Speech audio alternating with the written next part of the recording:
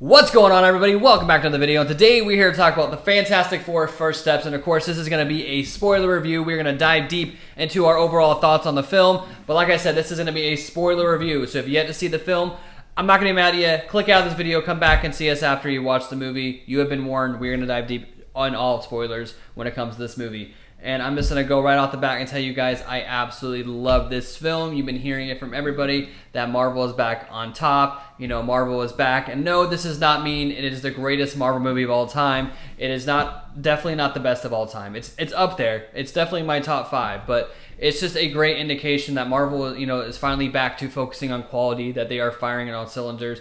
Between Thunderbolts and now the Fantastic Four, we are in for a ride when it comes to Spider-Man Brand New Day and Avengers Doomsday and Secret Wars and so on. This movie was great. I loved it, and I cannot wait to get in and talk about spoilers.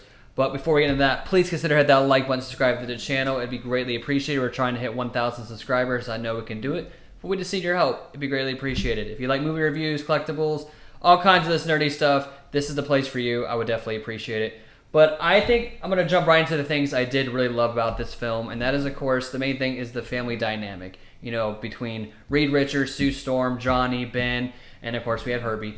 I think the dynamic was great. I know when this cast was first announced, people were very skeptical about it. If Pedro can, you know, pull off a Reed, and I'm here to tell you, for all you diehard Reed Richards fans, you don't have to worry. Pedro brought it to this role. He did a fantastic job. Everybody was kind of worried that he wasn't going to be able to really stick the landing due to him, you know, playing a father figure type role or being a little more, you know, a little more goofy side of things. But no, he really brought it. He toned in on this character, and you can tell he put a lot of love into this, and I think he did a fantastic job. They did a great job showcasing the way his powers look, not just with the stretching, but just how brilliant the mind of Reed Richards is. He really embodies that, and every time he is on screen and he's trying, he's just, you could tell he's the smartest man in the room. And there's a scene in the movie where he's kind of having an argument with Sue where he's like, he doesn't dream. He just pictures the worst case scenario so he can try to avoid that at all costs and try to protect his family from, you know, the worst case scenario at all costs. And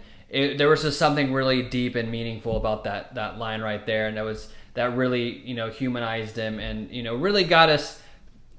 It really helped us kind of understand the way his brain works and how he thinks of things. And I just love little things like that. And of course, with Sue Storm, you know, Vanessa Kirby absolutely brought it to this role. I know she's talked about in multiple interviews on this press tour that she really did a lot of research on Sue Storm, you know, to really dive deep into this character. And I think she did a great job. I love her banter with, her brother Johnny. I love the way she is with Reed. She is just a very powerful woman, and she makes it known throughout this movie. I love that they are the protectors of this world. The first 30 minutes of this movie, or maybe a little less, but they kind of it's like a montage showing how they are the protectors of this world. They help run the government, and they're beyond celebrities. They are what this world looks up to. They are the only superheroes in this world, and they have a, you know, big influence on the people in this universe. And, you know, Sue Storm is at the front and center of that. There's a very strong scene later on in the film where she gives this great,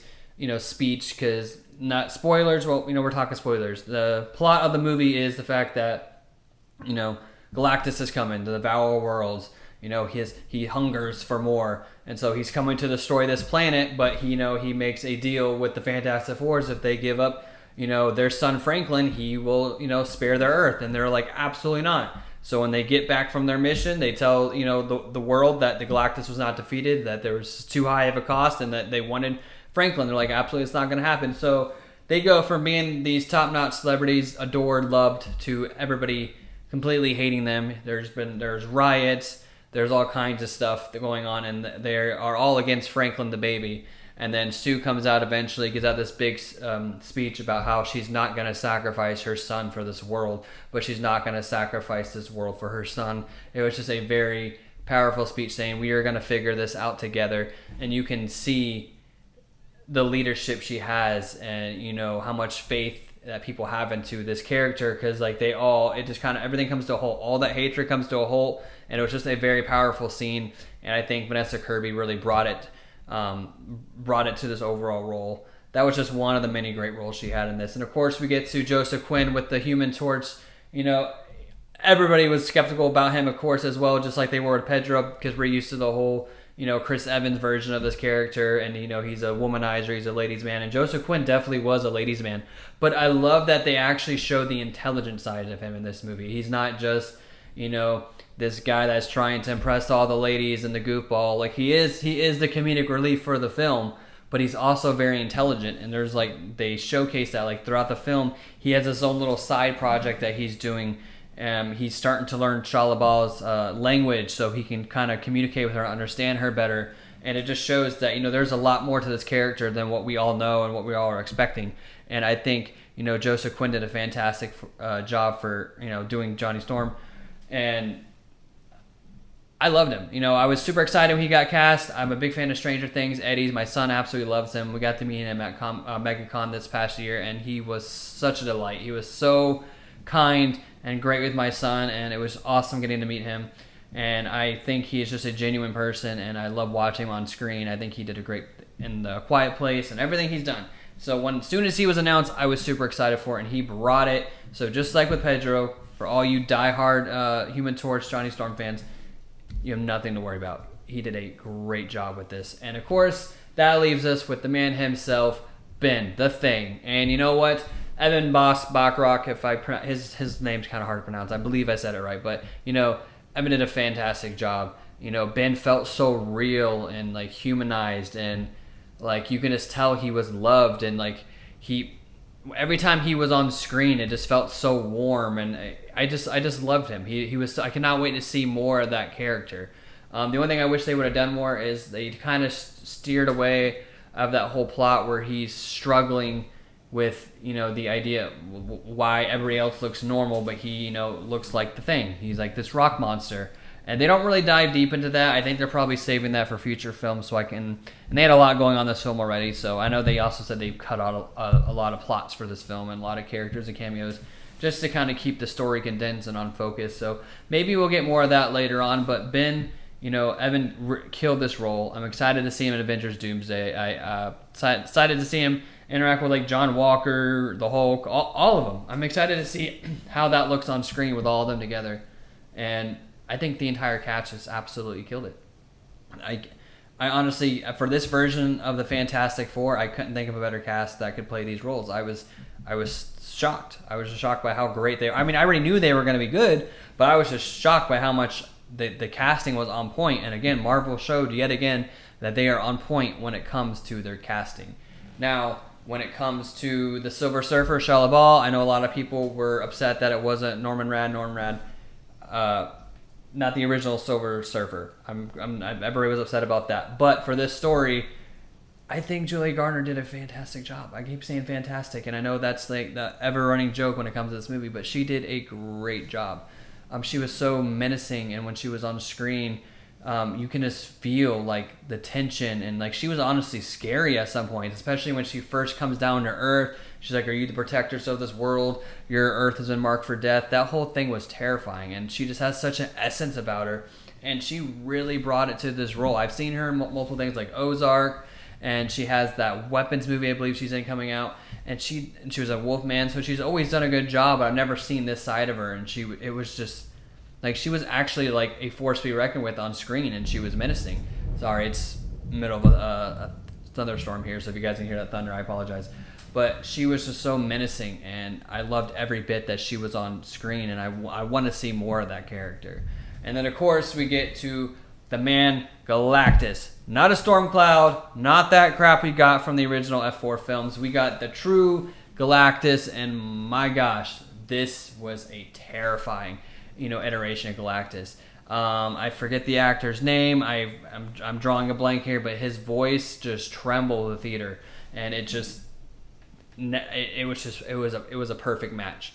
When he's first introduced, the Fantastic Four they track down Shia LaBeouf after she leaves after leaving that message, and they go to let's go track down this Galactus and let's just take him out, not knowing what they're up against. And they get there, and it's just this giant space god, and they have no idea what to do. And he was just so menacing, and he was so terrifying. You can feel his presence throughout the entire film, and I just love that. It's been a while since we've had a very threatening villain like that you can feel throughout the movie, even when they're not on screen. the closest thing I think of is Thanos. Like he's probably the closest thing to a Thanos type of threat that we've gotten in the MCU since the whole Infinity Saga, Kang and everything.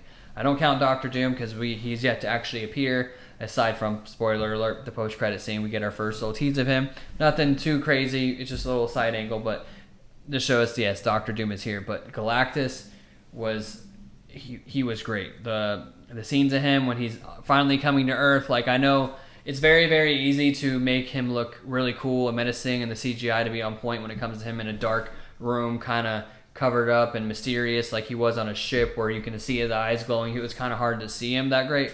Versus when he's actually walking through the streets of this universe's New York, that could have gone horrible, but they did a great job. I think the CGI was on point. You can tell they put a lot of love and care into the Galactus character, about his overall look, and I'm very happy with how he came out. Because like I said, it would have been pretty easy to make Galactus look goofy, but they made him look good. You know, they took their time.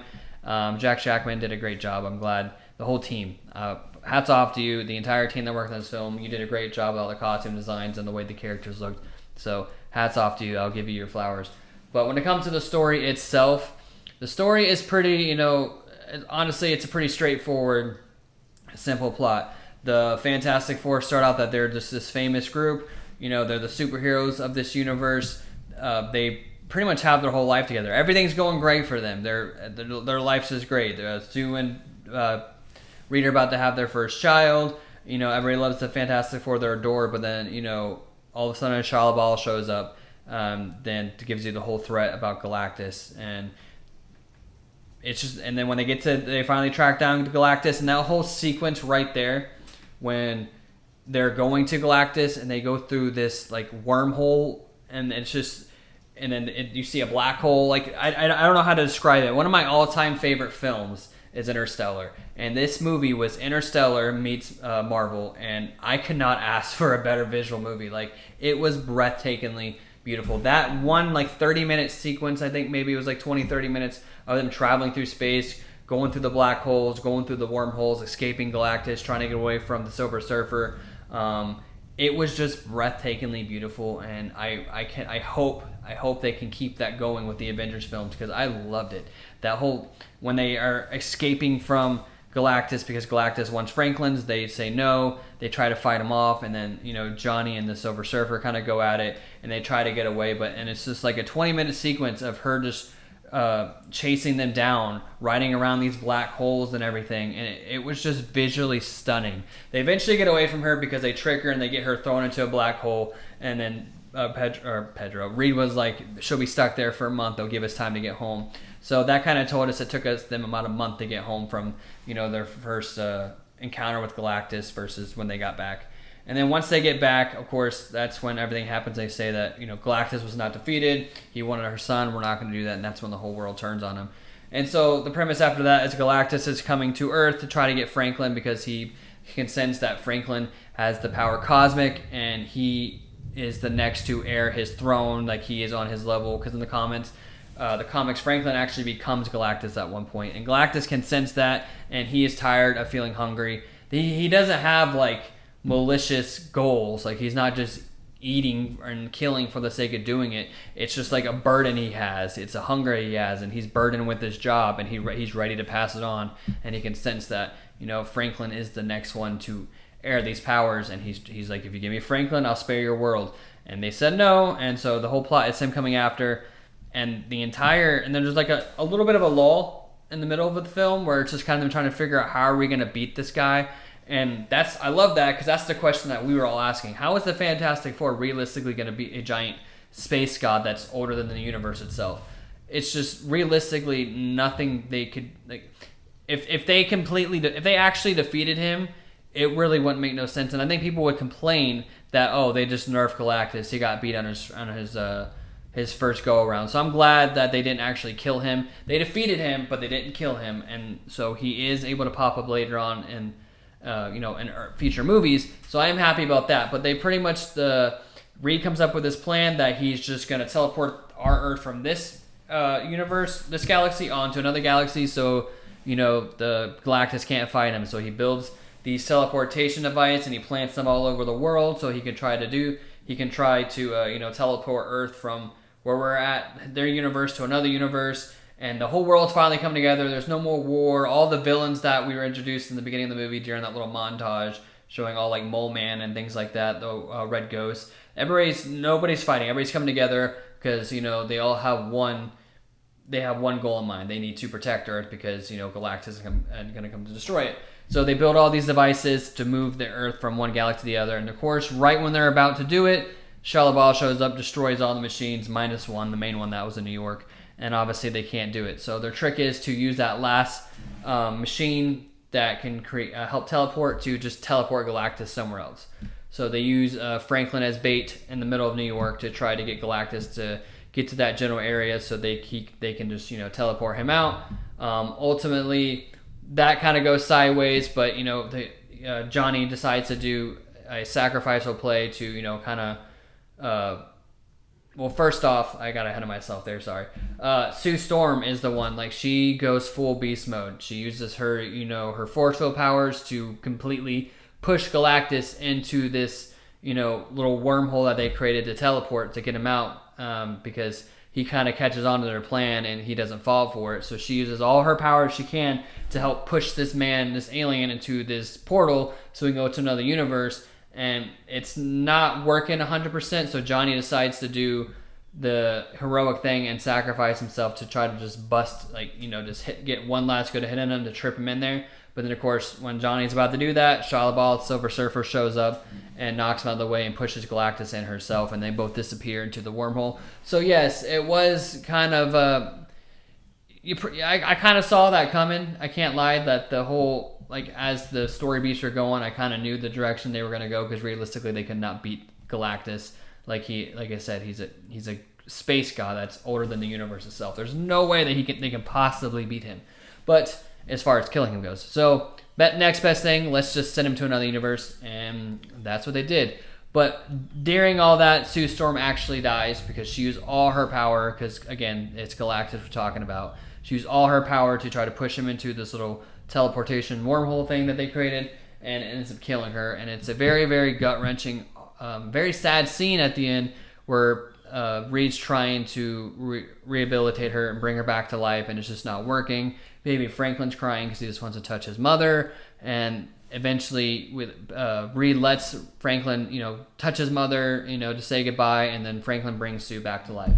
So, and then that's how Sue realized he's not us, he's something bigger than us. And that's how she realizes that he's a baby now, let's just focus on his childhood now, but he will become something in the future that we'll have to keep an eye on, because Galactus was to spend an entire movie saying that he's in the future version of him, it's going to be some world-eating space god. So they we got to keep an eye on the future, but for now this is our son, he's a baby, let's just enjoy this time that we have with him. But yeah, that was a very nice scene where Franklin brought his mother back to life.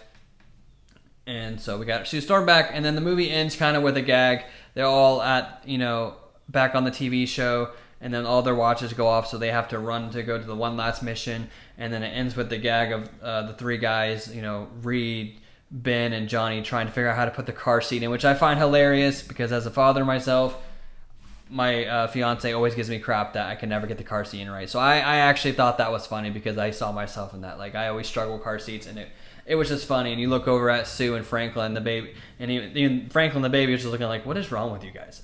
And so I just thought that was funny, and then they drive off, and the movie ends. And of course, we get the post-credit scene that we're going to talk about here in a moment. But like I said, the story itself, the premise was nothing too crazy. It was kind of straightforward, but I liked that. I didn't like that they complicated it. I heard that they were possibly going to put all this multiversal stuff in here. I'm glad they didn't. I'm glad they left this a singular story. This was just in its own universe. It's the first MCU project, literally since Iron Man, that we didn't have to do any previous homework for, which I hate that term homework, because I feel like if you're a fan of like the Marvel Cinematic Universe and comic movies, nothing, even if something is subpar, even if something isn't that great, watching the next comic book thing never feels like homework. Like, even if I have a feeling it's not going to be that good, there's still a part of me that's excited to watch it, just because I love these universes. I love this type of these films and these worlds. So like, I just get excited. And yes, lately a lot of the time it's been disappointing. But now we're getting back on our feet, and we're getting things like Thunderbolts and Fantastic Four. We got Spider-Man coming up. We just saw set photos of the Punisher show coming out. So things are looking good for Marvel, and like I said, I just don't see it as homework, and that's just me. I might be biased because I love this stuff, but it was the first thing that we didn't have to know anything about any other Marvel movie, and it was just kind of nice. It was fresh, and it got me thinking that, you know, with this whole soft reset thing that they're doing with Secret Wars that Kevin Feige recently talked about, if they can kind of give the reset this vibe, I think we're in good hands, and I'm excited to see where that reset takes us. But overall, guys, I love this film, and I think there were actually, I forgot, there's a few things that make it. There's a few. It's not perfect. The first thing that everybody's talking about is, of course, some of the CGI parts with the baby Franklin. You can tell it's a CGI baby. I don't know what it is about Hollywood. They just can't get baby rights. But it was not like The Flash. It was not like Twilight. It was so much better than all that. But there was just moments here and there you can see that Franklin was definitely a CGI baby. And then, honestly, when it comes to characters like Mole Man, I don't know what I was expecting, but I was expecting a little more from him.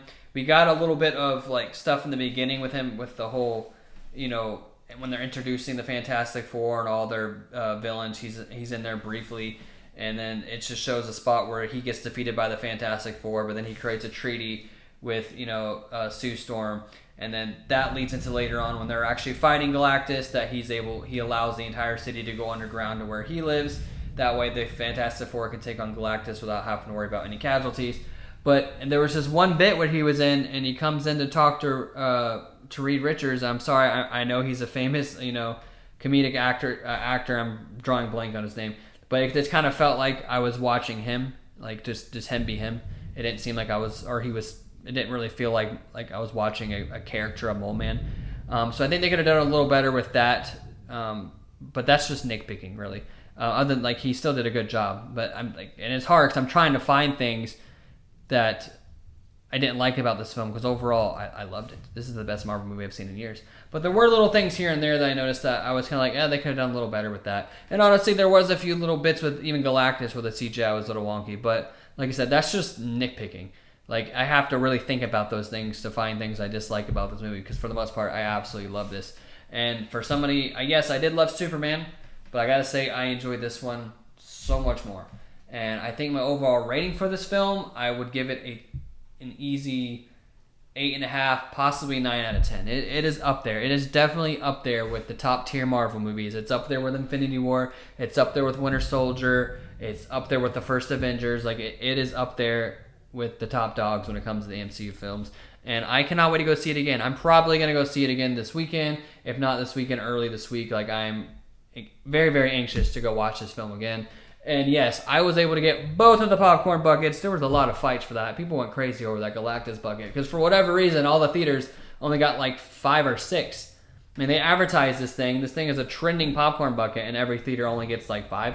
And so yeah, there were some let's just say disagreements amongst people in lines when it comes to these popcorn buckets. But yes, I managed to get the Herbie and the Galactus popcorn bucket head, so I'm very grateful for that. But when it comes to the post-credit scenes, there are 2.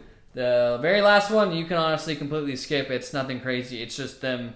It looks like Herbie's watching one of the old cartoons, the Fantastic Four cartoons that were teased throughout the movie. But the first one is, of course, the big one that leads into Avengers Doomsday.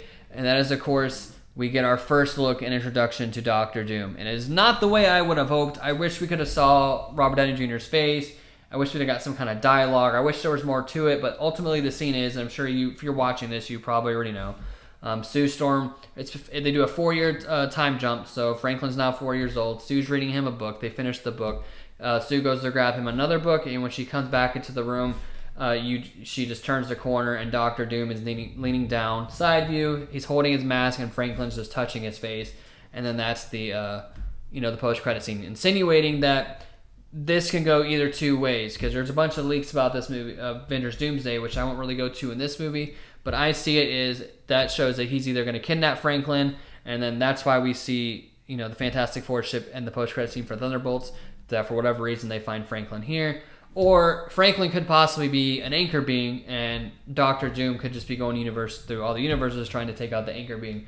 I'm leaning more towards the first one, but I think that's kind of what I took from it. It'll be either one of those. But we did technically get our very first look at Doctor Doom. Not much to show the green cloak, and we got a side view of his mask. His mask looked a little too clean. It didn't really look lived in.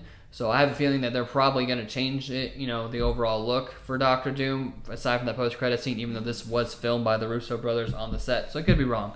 But the mask did not look lived in on. It looked like it looked like it was just a fresh mask. It was really, very shiny. For somebody who's traveling the multiverse, you know, wreaking havoc, what he's probably going to do, you would think he'd be a little more scuffed up. But overall, guys, I absolutely love this film. I gave it like I said, an 8.5, 9 out of 10. It's up there. If you have yet to go watch it, go watch this movie. It is, you know, a breath of fresh air. I loved every bit about it. And like I said, Interstellar meets Marvel. What more could you want? That's like perfection. I absolutely love that movie. And Marvel movies are my favorite movies, like type of movies. So put those two together, it's chef's kiss for me. But now I want to hear from you guys. Let me know how you felt about this film. Do you guys love it as much as I do? And do you not like it? What are things that you loved and you didn't like? I want to hear from all you guys down below in the comments. And like always, I appreciate you guys taking the time to check out these videos and listen to me ramble about these movies that I love. It really means the world. If you could just hit that like button and subscribe to the channel, it would be greatly appreciated. Like I said, we're trying to hit 1,000 subscribers before the end of the year. That's the goal. I hope we can make it, but I definitely need your help. But as always, guys, thank you again, and I'll see you guys in the next video.